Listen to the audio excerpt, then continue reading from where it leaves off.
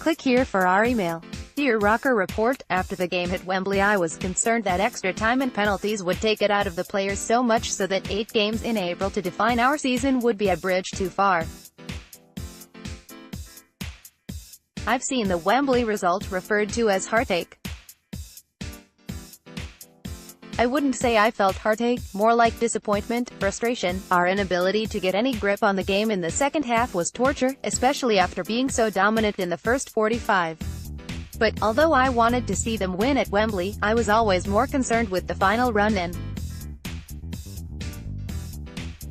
Another season in this division would be more heartbreaking for me than a defeat in the Checkatrade Trophy final would ever be. So last night's game was massive. Just 3 days on from Wembley, players both physically and mentally tired. How would they get through it on a pitch described by Joey Barton as a shambles? That is a far cry from the hallowed turf of Wembley. With ease was the answer, and in the most untypical Sunderland way, they cruised to victory, for the most part. Last night's result brought me more joy than winning the EFL trophy ever would have. The team sent out a message to the likes of Barnsley, a message that we are fighting until the end to get that last automatic promotion spot. It's still a big ask with all these games, but I think this squad is more than capable. So now more than ever everyone needs to get behind the team.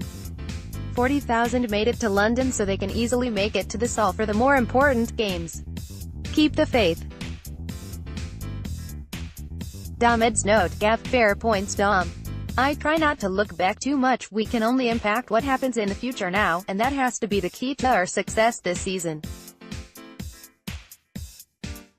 It was hugely important that the players showed they're over the defeat at Wembley last night, but now that's out of the way we must forget about it.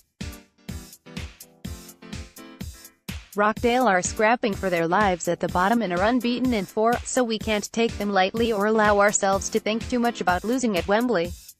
Winning on Saturday keeps up the pressure on Barnsley. Regardless of what result they get at Burton, they'll be looking over their shoulders at us, knowing that whilst we too have injury problems, we also have an incredibly strong squad for this level. 5 changes were made last night and we actually looked better. Click here for our email.